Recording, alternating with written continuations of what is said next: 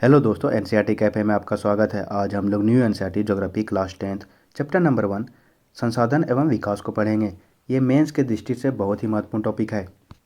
हमारे पर्यावरण में उपलब्ध प्रत्येक वस्तु जो हमारी आवश्यकताओं को पूरा करने में प्रयुक्त की जा सकती है और जिसको बनाने के लिए प्रौद्योगिकी उपलब्ध है, जो आर्थिक रूप से संभाव्य और सांस्कृतिक रूप से मान्य एक संसाधन है। हमारे पर्यावरण में उपलब्ध वस्तुओं की रूपांतरण प्रक्रिया प्रकृति, प्रौद्योगिकी और संस्थाओं के पारस्परिक क्रियात्मक संबंध में निहित है। मानव प्रौद्योगिकी द्वारा प्रकृति के साथ क्रिया करते हैं और अपने आर्थिक विकास की गति को तेज करने के लिए संस्थाओं का निर्माण करते हैं। ये कुछ फिगर है। प्रकृति, प्रौद्योगिकी और संस्थाओं के मध्य अंतर संबंध को दिखाया गया है। मानव भौतिक पर्यावरण प्रकृति से वस्तुओं को प्राप्त करता है, फिर प्रौद्योगिकी के सहायता से उसे जोड़ता है और उपयोगिता को बढ़ाने के लिए संस्थाएं का निर्माण करता है। क्या आप भी अन्य बहुत से लोगों की तरह संसाधनों को प्राकृतिक उपहार समझते हैं? ऐसा नहीं है। संसाधन मानवीय क्रियाओं का परिणाम है। मानव स्वयं संसाधनों का महत्वपूर्ण हिस्सा है। वे पर्यावरण में पाए जाने वाले पदार्थों को संसाधनों में परिवर्तित करते हैं तथा उन्हें प्रयोग करते हैं। इन संसाधनों का वर्गीकरण निम्न प्रकार से किया जा सकता है। उत्पत्ति के आधार पर जैव और अजैव, समाप्यता के आधार पर नवीकरण योग्य और अनवीकरण योग्य, स्वामित्व के आधार पर व्यक्तिगत, सामुदायिक, राष्ट्रीय और अंतर्राष्ट्रीय, विकास के स्तर पर संभावी, विकसित, भंडार और संचित कोष। संसाधन को दिखाया गया है, संसाधनों का वर्गीकरण को दिखाया गया है। संसाधन प्राकृतिक और मानवीय होता है।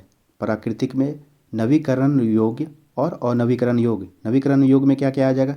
सतत अथवा प्रवाह, जैसे पवन और जल, ये पूछा जाता है। नवीकरण योग्य पवन और जल।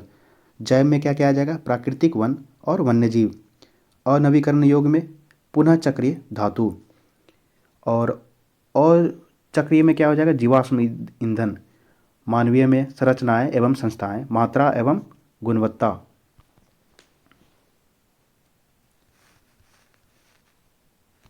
संसाधनों का विकास। संसाधन जिस प्रकार मनुष्य के जीवन यापन के लिए अति आवश्यक है, उसी प्रकार जीवन की गुणवत्ता बनाए रखने के लिए भी महत्वपूर्ण है। ऐसा विश्वास किया जाता है कि संसाधन प्रकृति की देन है।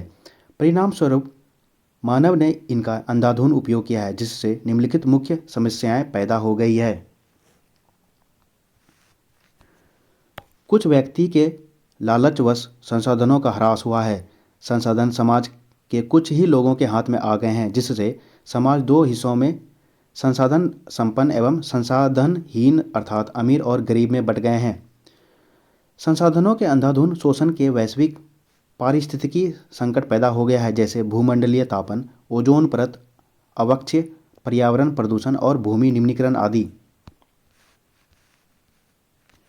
मानव जीवन की गुणवत्ता और विश्व शांति बनाए रखने के लिए संसाधनों का समाज में न्याय संगत बंटवारा आवश्यक हो गया है। यदि कुछ ही व्यक्ति या देशों द्वारा संसाधनों का वर्तमान दोहन जारी रहता है तो हमारी पृथ्वी का भविष्य खतरे में पड़ सकता है। इसलिए हर तरह के जीवन का अस्तित्व बनाए रखने के लिए संसाधनों के उपयोग की योजना बनाना अति आवश्यक है। सतत अस्तित्व सही अर्थ में सतत पोषणीय विकास का ही एक हिस्सा है। सतत पोषकीय विकास, इसको एसडीजी कह सकते हैं, सस्टेनेबल डेवलपमेंट गोल। सतत पोषकीय आर्थिक विकास का अर्थ है कि विकास पर्यावरण को बिना नुकसान पहुंचाए हो और वर्तमान विकास की प्रक्रिया भविष्य की पीढ़ियों की आवश्यकता की अवहेलना ना करे। ये इम्पोर्टेंट है, ये पूछा जाता है। रियो डी जेनेरो पृथ्वी सम्मेलन 1992, जून 1992 में 100 से अधिक राष्ट्राध्यक्ष ब्राज़ील के शहर रियो डी जेनेरो में प्रथम अंतर्राष्ट्रीय पृथ्वी सम्मेलन एकत्रित हुए। सम्मेलन का आयोजन विश्व स्तर पर उभरते पर्यावरण संरक्षण और सामाजिक आर्थिक विकास की समस्याओं का हल ढूंढने के लिए किया गया था। इस सम्मेलन में एकत्रित नेताओं ने भूमंडलीय जलवायु परिवर्तन और जैविक विविधता पर एक घोषणा पत्र हस्ताक्षर किया। रियो सम्मेलन में भूमंडलीय वन सिद्धांतों, फॉरेस्ट प्रिंसिपल पर सहमति जताई और 21वीं शताब्दी में सतत पोषकीय विकास के लिए एजेंडा 21 की स्वीकृति प्रदान की। एजेंडा 21 पूछा जाता है। ये आपका 1992 में कहाँ? ब्राज़ील। एजेंडा 21 यह एक घोषणा है जिसे 1992 में ब्राज़ील के शहर रियो डी जेनेरो में संयुक्त राष्ट्र पर्यावरण और विकास सम्मेलन (UNCED) के तत्वाधान में राष्ट्राध्यक्षों द्वारा स्वीकृत किया गया था। इसका उद्देश्य भूमंडलीय सतत पोषकीय विकास हासिल करना है। यह एक कार्यसूची जिसका उद्देश्य समान हितों, पारस्परिक आवश्यकताओं एवं सम्मिलित जिम्मेदारियों के अनुसार विश्व सहयोग के द्वारा पर्यावरणीय क्षति, गरीबी और रोगों से निपटना है। एजेंडा 21 का मुख्य उद्देश्य यह है कि प्रत्येक स्थानीय निकाय अपना स्थानीय एजेंडा 21 तैयार करें। संसाधन नियोजन। संसाधनों के विवेकपूर्ण उपयोग के लिए नियोजन एक सर्वमान्य रणनीति है। इसलिए भारत जैसे देश में जहां संसाधनों की उपलब्धता में बहुत अधिक विविधता है और भी महत्वपूर्ण है, यहाँ ऐसे प्रदेश भी है जहां एक तरह के संसाधनों की प्रचुरता है परंतु दूसरे तरह के संसाधनों की कमी है। कुछ ऐसे प्रदेश भी है जो संसाधनों की उपलब्धता के संदर्भ में आत्मनिर्भर हैं और कुछ ऐसे भी प्रदेश है जहां महत्वपूर्ण संसाधनों की अत्यधिक कमी है। उदाहरण के लिए झारखंड, मध्य प्रदेश और छत्तीसगढ़ आदि प्रांतों में खनिजों और कोयलों के प्रचुर भंडार है। अरुणाचल प्रदेश में जल संसाधन प्रचुर मात्रा में पाए जाते हैं परंतु मूल विकास की कमी है। राजस्थान में पवन और सौर ऊर्जा संसाधनों की बहुतायत है लेकिन जल संसाधनों की कमी है। लद्दाख का शीत मरुस्थल देश के अन्य भागों से अलग थलग पड़ता है। यह देश सांस्कृतिक विरासत का धनी है परंतु यहाँ जल, आधारभूत अवसंरचना तथा कुछ महत्वपूर्ण खनिजों की कमी है। इसलिए राष्ट्रीय, प्रांतीय, प्रादेशिक और स्थानीय स्तर पर संतुलित संसाधन नियोजन की आवश्यकता है। भारत में संसाधन नियोजन एक जटिल प्रक्रिया है जिसमें निम्नलिखित सोपान है। देश के विभिन्न प्रदेशों में संसाधनों की पहचान कर उनकी तालिका बनाना, इस कार्य में क्षेत्रीय सर्वेक्षण, मानचित्र बनाना और संसाधनों का गुणात्मक एवं मात्रात्मक अनुमान लगाना व मापन करना है। संसाधन विकास योजनाएं लागू करने के लिए उपयुक्त प्रौद्योगिकी, कौशल और संस्थागत नियोजन ढांचा तैयार करना। संसाधन विकास योजनाओं और राष्ट्रीय विकास योजना में समन्वय स्थापित करना।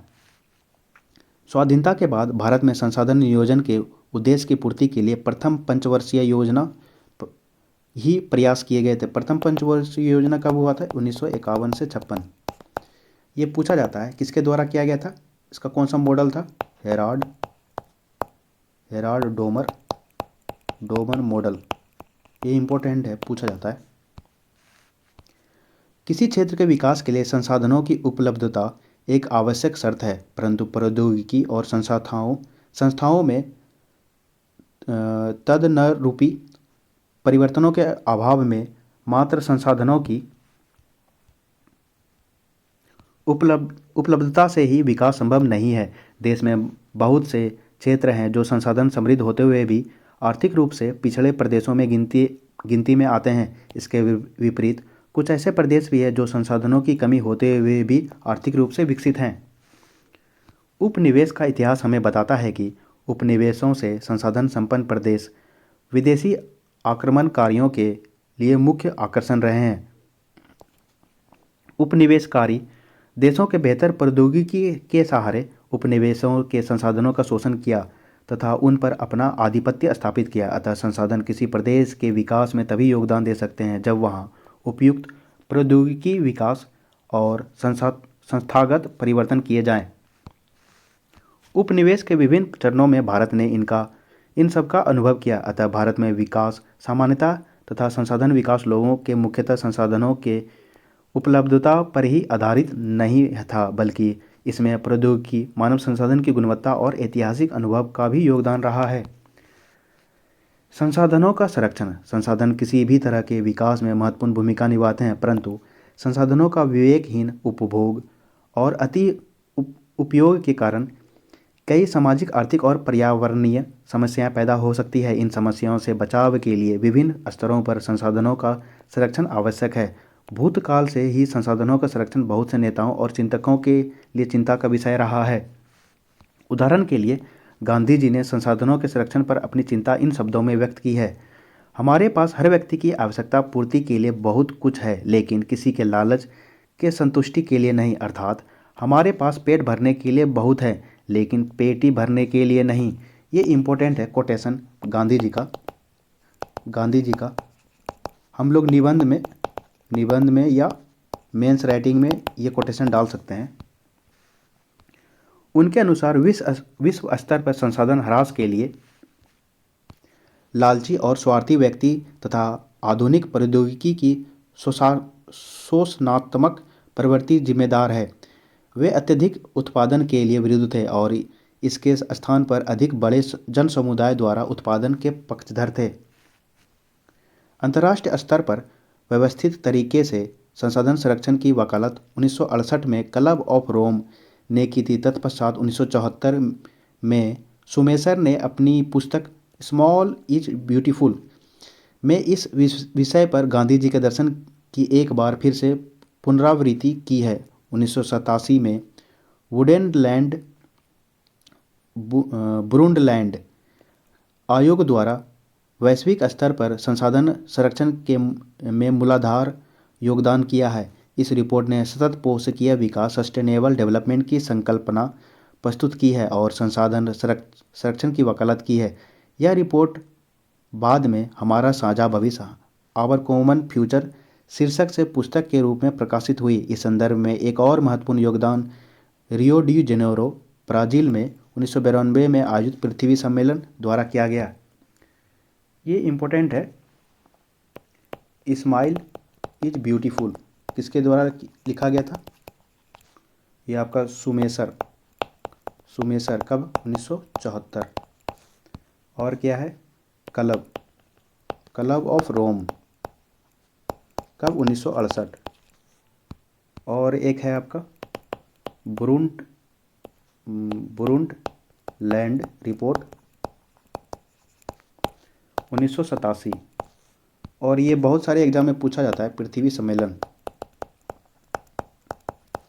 1992 ये आपका कहाँ हुआ था? Rio de Janeiro Brazil. भू संसाधन हम भूमि पर रहते हैं, इसी पर अनेक आर्थिक क्रियाकलाप करते हैं और विभिन्न रूपों में इसका उपयोग करते हैं। अतः भूमि एक बहुत महत्वपूर्ण प्राकृतिक संसाधन है। प्राकृतिक वनस्पति, वन्य जीवन, मानव जीवन, आर्थिक क्रियाएं, परिवहन तथा संचार व्यवस्थाएं भूमि पर ही आधारित है। परंतु भूमि एक सीमित संसाधन है, इसलिए उपलब्ध भूमि का विभिन्न उद्देश्यों के लिए उपयोग सावधानी और योजनाबद्ध तरीके से होना चाहिए। भारत में भूमि पर विभिन्न प्रकार की भू आकृतियाँ जैसे पर्वत, पठार, मैदान और द्वीप पाए जाते हैं। लगभग 43% भू क्षेत्र मैदान है, जो कृषि और उद्योग के विकास के लिए सुविधाजनक है। पर्वत पूरे भू क्षेत्र के 30% भाग पर विस्तृत है। वे कुछ बारहमासी नदियों के प्रवाह को सुनिश्चित करते हैं, पर्यटन विकास के लिए अनुकूल परिस्थितियां प्रदान करता है और पारिस्थितिकी के लिए महत्वपूर्ण है। देश के क्षेत्रफल का लगभग 27% हिस्सा पठारी क्षेत्र है। इस मैदान में खनिजों, जीवाश्म ईंधन और वनों का अपार संचय कोष है। ये कुछ फिगर में दिखाया गया, ये इम्पोर्टेंट है। पठार कितना है? 27%। मैदान कितना है? ये आपका मैदान हो गया 43%। और पर्वत कितना है? 30% पर्वत।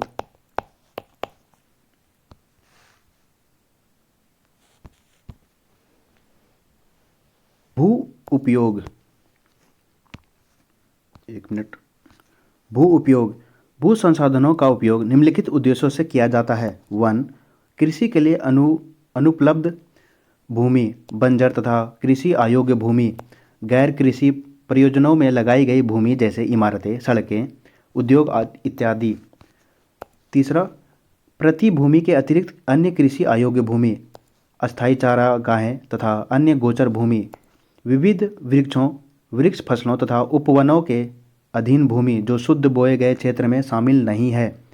कृषि योग्य बंजर भूमि जहां 5 से अधिक वर्षों से खेती ना की गई हो।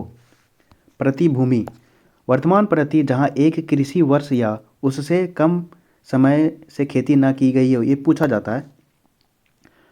वर्तमान प्रति भूमि के अतिरिक्त अन्य प्रति भूमि या पुरातन प्रति जहां 1 से 5 कृषि वर्ष से खेती ना की गई हो। शुद्ध निवल बोया गया क्षेत्र वह भूमि जिस पर फसलें उगाई व काटी जाती है वह शुद्ध निवल बोया गया क्षेत्र कहलाता है। एक कृषि वर्ष में एक बार से अधिक बोए गए क्षेत्र को शुद्ध निवल बोए गए क्षेत्र में जोड़ दिया जाता है, तो वह सकल कृषि क्षेत्र कहलाता है। ये आपका कुछ दिखाया गया है।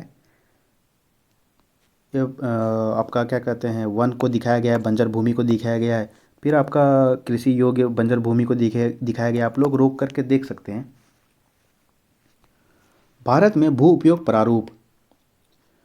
भू उपयोग को निर्धारित करने वाले तत्वों में भौतिक कारक जैसे भू आकृति, जलवायु और मृदा के प्रकार तथा मानवीय कारक जैसे जनसंख्या घनत्व, प्रौद्योगिक क्षमता, संस्कृति और परंपराएं इत्यादि शामिल है। भारत का कुल भौगोलिक क्षेत्र 32.8 लाख वर्ग किलोमीटर है, परंतु इसके 93% भाग के ही भू उपयोग आंकड़े उपलब्ध हैं, क्योंकि पूर्वोत्तर प्रांतों में असम को छोड़कर अन्य प्रांतों के सूचित क्षेत्र के बारे में जानकारी उपलब्ध नहीं है।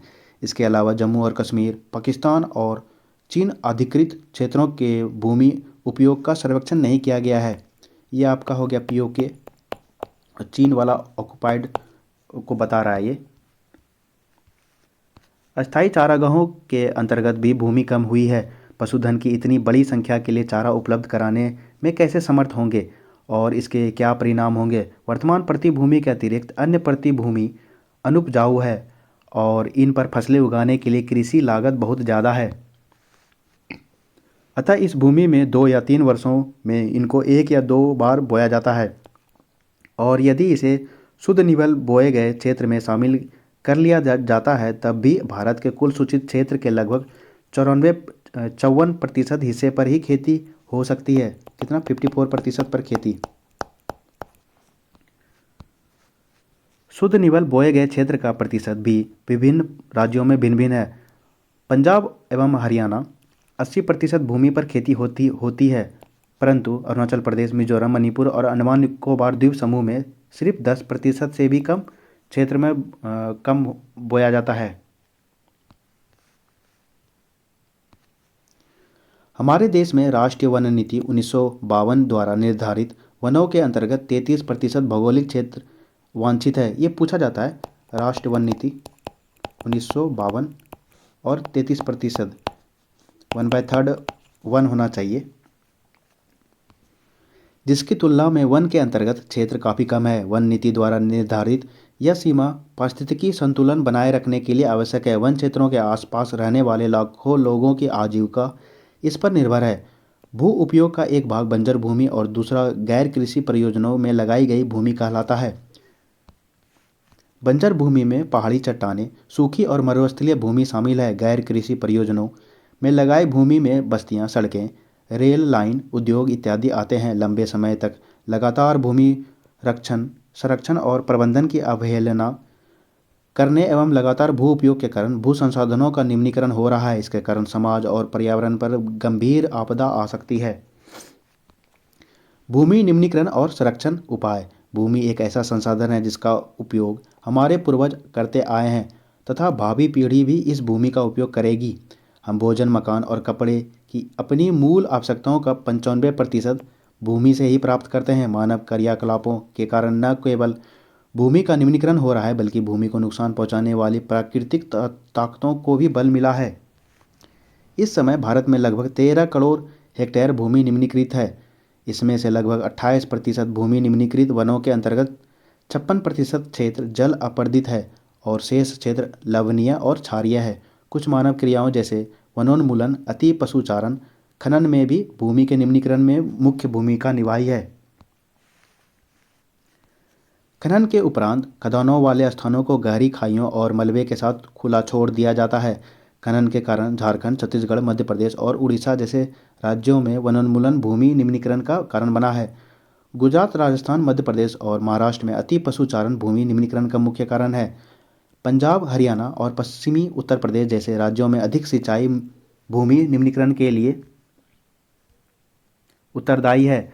अति सिंचन से उत्पन्न जलाक्रांतता भी भूमि निम्नीकरण के लिए उत्तरदायी है, जिससे मृदा में लवणीय और क्षारीयता बढ़ जाती है।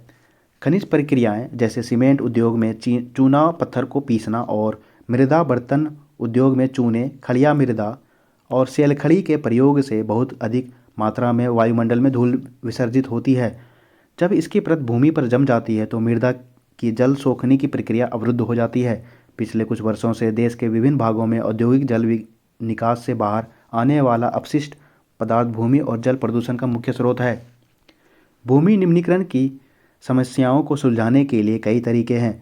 वनारोपण और चारागाहों का उचित प्रबंधन इसमें कुछ हद तक मदद कर सकते हैं। पेड़ों की रक्षक मेखला, शेल्टर बेल्ट, पशुचारण नियंत्रण और रेतीले टीलों को कांटेदार झाड़ियाँ लगाकर स्थिर बनाने की प्रक्रिया से भी भूमि कटाव की रोकथाम शुष्क क्षेत्रों में की जा सकती है। बंजर भूमि के उचित प्रबंधन, खनन नियंत्रण और औद्योगिक जल को परिष्करण के पश्चात विसर्जित करके जल और भूमि प्रदूषण को कम किया जा सकता है। मृदा संसाधन, मिट्टी अथवा मृदा सबसे महत्वपूर्ण नवीकरणीय योग्य प्राकृतिक संसाधन है। यह पौधों के विकास का माध्यम है जो पृथ्वी पर विभिन्न प्रकार के जीवों का पोषण करती है। मृदा एक जीवंत तंत्र है। कुछ सेंटीमीटर गहरी मृदा बनने में लाखों वर्ष लग जाते हैं। मृदा बनने की प्रक्रिया में उच्चावच, जनक शैल अथवा संस्तर शैल, जलवायु, वनस्पति और अन्य जैव पदार्थ और समय मुख्य कारक है। प्रकृति के अनेकों तत्व जैसे तापमान परिवर्तन, बहते जल की क्रिया, पवन, हिम, नदी और अपघटन क्रियाएं आदि मृदा के बनने की प्रक्रिया में योगदान देती है। मृदा में होने वाले रासायनिक और जैविक परिवर्तन भी महत्वपूर्ण है। मृदा जैव, ह्यूमस और अजैव दोनों प्रकार के पदार्थों से बनती है। दोनों प्रकार से मृदा जैव और अजैव दोनों प्रकार से मृदा बनती है। मृदा बनने की प्रक्रिया को निर्धारित करने वाले तत्वों, उनके रंग, गहराई, गठन, आयु एवं रासायनिक और भौतिक गुणों के आधार पर भारत की मृदाओं को निम्नलिखित प्रकार हैं। ये कुछ दिखाया गया है फिगर। ये आपकी चट्टानें हैं, अपक्ष और अंतःस्तरीय वाली चट्टानें हैं, उपमृदा, अपक्षय चट्टानें, बालू, गाद, सिल्ट। और ये आपका उपजाऊ वाली मृदा है। ये आपकी उपजाऊ वाली मृदा है, ऊपर वाली। मृदाओं का वर्गीकरण, भारत में अनेक प्रकार के उच्चावच, भू आकृतियाँ, जलवायु और वनस्पतियाँ पाई जाती है। इस कारण अनेक प्रकार की मृदाएं विकसित हुई है। जलोढ़ मृदा, यह मृदा विस्तृत रूप से फैली हुई है और यह देश की महत्वपूर्ण मृदा है। वास्तव में संपूर्ण उत्तरी मैदान जलोढ़, यह आपको दिखाया गया जलोढ़ मृदा। जलोढ़ मृदा से बना है। यह मृदाएं हिमालय की 3 महत्वपूर्ण तंत्रों सिंधु, गंगा, ब्रह्मपुत्र नदियों द्वारा लाए गए निक्षेपों से बनी है। एक संकरे गलियारे के द्वारा मृदाएं राजस्थान और गुजरात तक फैली है। पूर्वी तटीय मैदान, विशेषकर महानदी, गोदावरी, कृष्णा और कावेरी नदियों के डेल्टे भी जलोढ़ मृदा से बने हैं। जलोढ़ मृदा में रेत, सिल्ट और मृत्तिका के विभिन्न अनुपात पाए जाते हैं। जैसे हम नदी के मुहाने से घाटी में ऊपर की ओर जाते हैं, मृदा के कणों का आकार बढ़ता जाता है। नदी घाटी के ऊपरी भाग में जैसे ढाल भंग के समीप मोटे कण वाली मृदाएं पाई जाती है। ऐसे मृदाएं पर्वतों की तलहटी पर बने मैदानों जैसे द्वार, चो क्षेत्र और तराई में आमतौर पर पाई जाती है।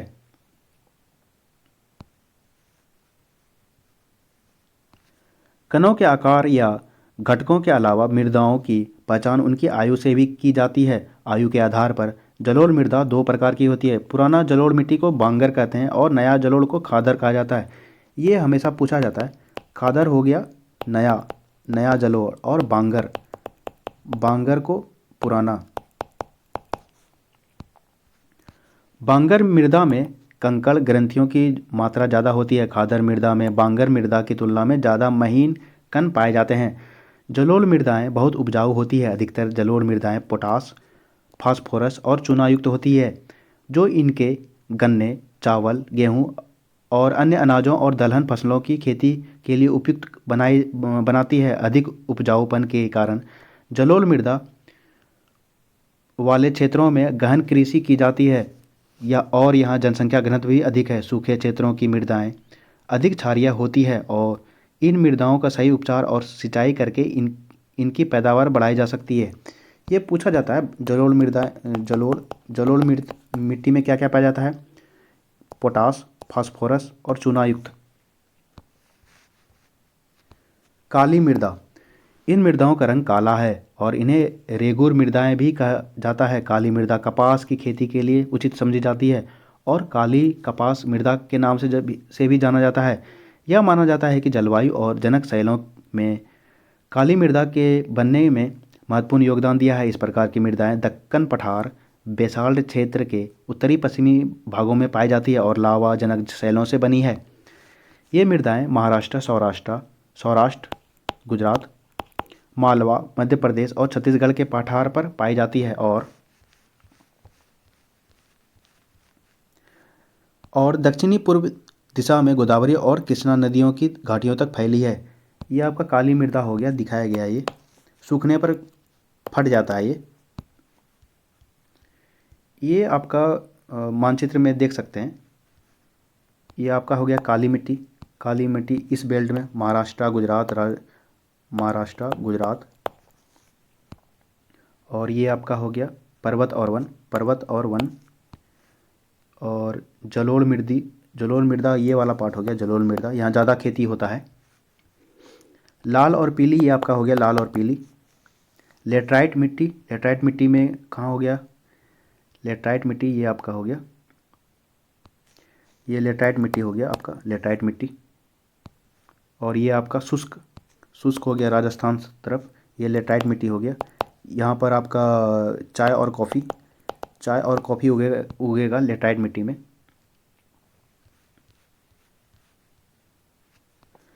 काली मृदा बहुत महीन कणों अर्थात मृत्तिका से बनी है। इसकी नमी धारण करने की क्षमता बहुत होती है। ये बहुत पूछा गया है ये क्वेश्चन।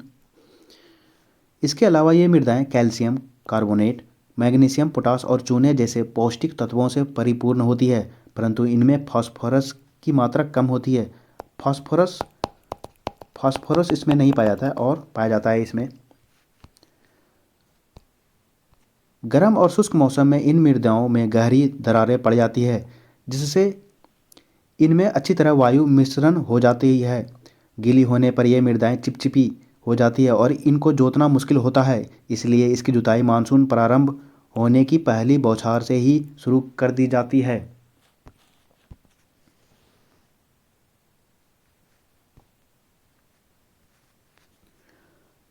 लाल और पीली मृदा। लाल मृदा दक्कन पठार के पूर्वी और दक्षिणी हिस्सों में रवेदार आग्नेय चट्टानों पर कम वर्षा वाले भागों में विकसित हुई है। लाल और पीली मृदाएं उड़ीसा, छत्तीसगढ़, मध्य गंगा मैदान के दक्षिणी छोर पर और पश्चिमी घाट में पहाड़ी पद पर पाई जाती है। इन मृदाओं का लाल रंग रवेदार आग्नेय और रूपांतरित चट्टानों में लौह धातु के प्रसार के कारण हुआ है। इनका पीला रंग जल योजन के कारण हुआ है। लाल रंग होगा आपका लौह धातु होगा, इसमें लौह धातु जब ये पानी में चला जाएगा तो पीला हो जाएगा। लेटेराइट मृदा। लेटेराइट शब्द ग्रीक भाषा के शब्द लेटर से लिया गया है, जिसका अर्थ है ईंट। लेटेराइट मृदा का निर्माण उष्णकटिबंधीय और उपोष्णकटिबंधीय जलवायु, ये आपको दिखाया गया लेटेराइट मृदा, क्षेत्रों में आर्द्र तथा शुष्क ऋतुओं के एक के बाद एक आने के कारण होता है। यह भारी वर्षा से अत्यधिक निछापन लीचिंग का परिणाम है। लेटेराइट मृदा अधिकतर गहरी तथा अम्लीय होती है। ये पूछा जाता है लेटेराइट मृदा ये आपका अम्लीय है और इसमें खेती कैसा होगा? ये चाय और कॉफ़ी का ज़्यादा खेती होता है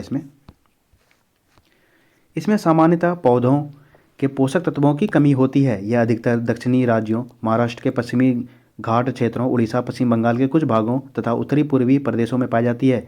जहाँ इस मिट्टी में पर्णपाती और सदाबहार वन मिलते हैं, वहाँ इसमें ह्यूमस प्राप्त रूप में पाया जाता है, लेकिन विरल वनस्पति और अर्धशुष्क पर्यावरण में इसमें ह्यूमस की मात्रा कम पाई जाती है।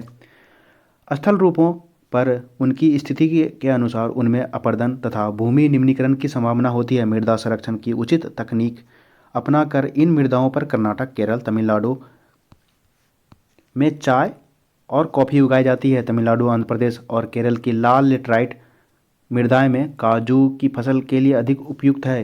ये इम्पोर्टेंट है, लाल लेटराइट में काजू। मरुस्थलीय मृदा। मरुस्थलीय मृदाओं का लाल रंग और भूरा रंग होता है। ये मृदाएं आमतौर पर रेतीले और लवणीय होती है। कुछ क्षेत्रों में नमक की मात्रा इतनी अधिक है कि झीलों से जल वाष्पीकृत करके खाने का नमक भी बनाया जाता है।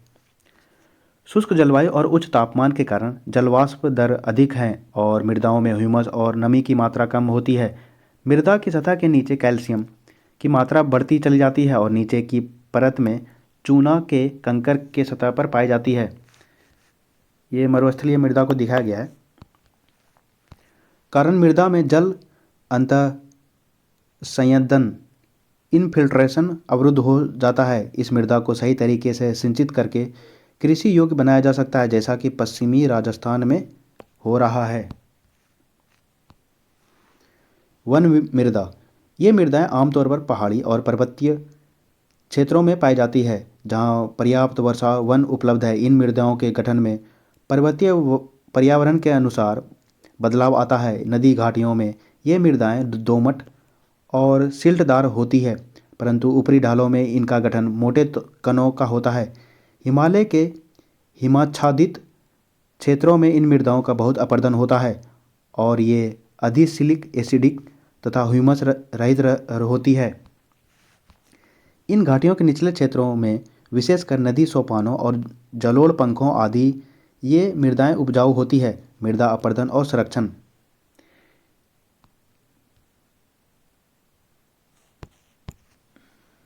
हेलो, ये कुछ इम्पोर्टेंट है, आप लोग लिख लीजिएगा, कुछ नोट करके लिख लीजिएगा, ये इम्पोर्टेंट है। उच्च तापमान और उच्च वर्षा रहेगा तो लेट राइट मिट्टी होगा। लेट राइट मिट्टी, लेट सॉइल कहेंगे इसको इंग्लिश में। और निम्न तापमान और उच्च वर्षा रहेगा तो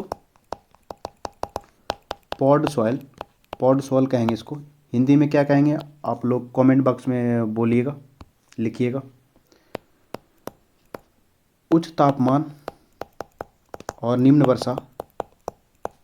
वर्षा रहेगा तो मरुस्थलीय मृदा रहेगा।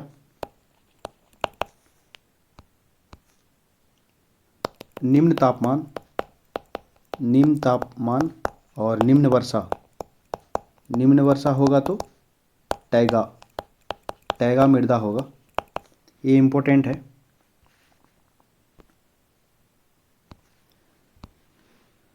मृदा अपरदन और संरक्षण। मृदा के कटाव और उसके बहाव की प्रक्रिया को मृदा अपरदन कहा जाता है।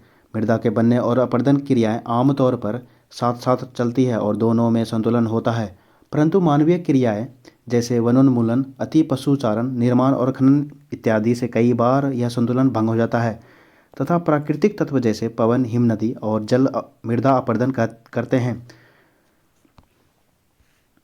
बहता जल मुक्तिकायुक्त मृदाओं को काटते हुए गहरी वाहिकाएं बनाता है, जिन्हें अवनलिकाएं कहते हैं। ऐसी भूमि जोतने योग्य नहीं रहती है, इसे उत्खात भूमि बैड लैंड कहते हैं।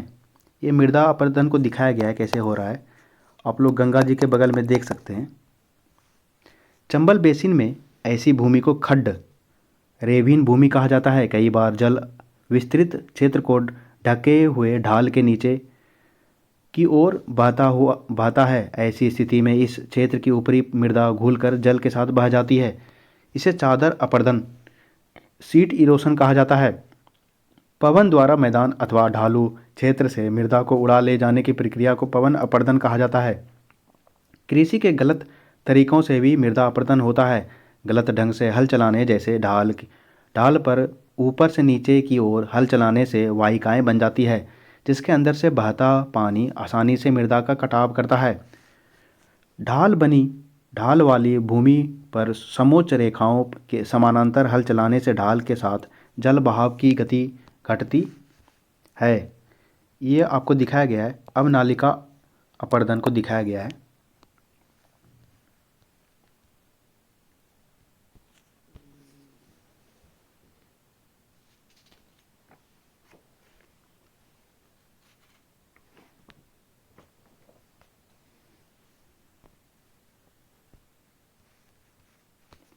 इसे समोच्च जुताई कॉन्टोर प्लगिंग कहा जाता है।